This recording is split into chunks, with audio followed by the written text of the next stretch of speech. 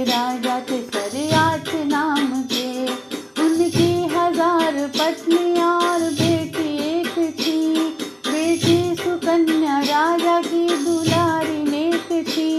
एक बार राजा वन गए शिकार खेलने, कन्या भी चल पड़ी वही सखियों से खेलने। नीमक के बीच दिखी 2 आंखें चमक भरी, कन्या की भूल रक्त बन नयन से जर पड़ी। कन्या की भूल रक्त बन नयन से जर पड़ी। सब मिलके आज बोलो जय छठी माई की, और प्रेम से सुन लो गाथा छठी माई की, और प्रेम से सुन लो गाथा छठी माई की।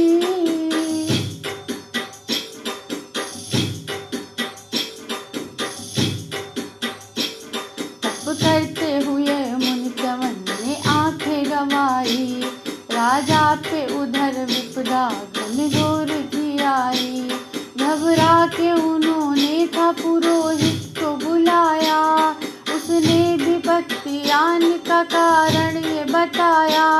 राजन तुम्हारी कन्या ने अपराध है किया, तपसी च्यवन की आंखें फोड़ अंधा कर दिया। सरयाटी राजा तब गए मुनिवर च्यवन के पास, वे मांगने लगे क्षमा कुछ लेके मन में आस। वे मांगने लगे क्षमा कुछ लेके मन में आस। सब मिलके आज बोलो रे छठी माई की, और प्रेम से सुन लो कथा छठी माई की, और प्रेम से सुन लो कथा छठी माई की।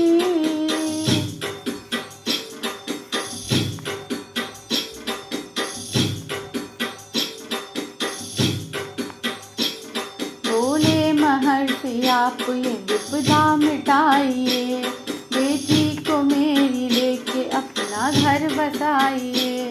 महलों का ठाठ छोड़ सुकन्या ने किया त्याग, बूढ़े च्यवन को उसने लो बना लिया सुहाग। कार्तिक के महीने में जब छठ की तिथि आई, जल भरने को पशु करनी तक सुकन्या आई। सन्यासिनी सुकन्या जब श्रम से छीन थी, एक नाग कन्या सूर्य पूजा में लीन थी।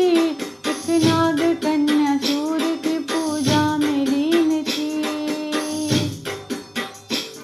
पूछा जो सुकन्या ने, मुझको ये व्रत बताओ, क्या विधि है क्या है फल, जरा मुझको भी तो समझाओ।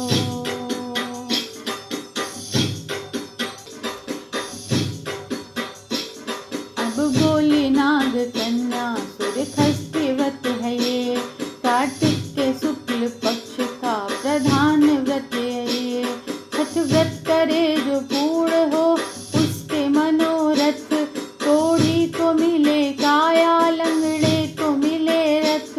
बाजिन को मिलता बेटा निर्धन को मिलता धन, अंधे को आंख मिलती सूखे को मिलता सावन। सब मिलके आज बोलो जय छठी माई की, और प्रेम से सुन लो कथा छठी माई की, और प्रेम से सुन लो कथा छठी माई की।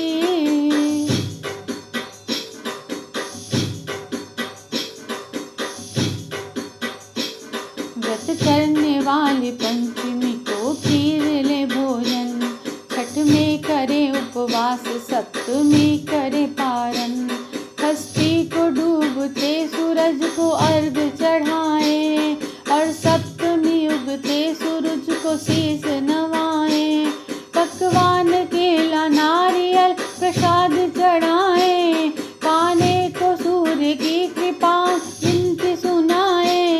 इस व्रत को सुकन्या ने विधि विधान से किया, तपसी च्यवन को आँख दे निरोग कर दिया। तपसी च्यवन को आँख दे निरोग कर दिया।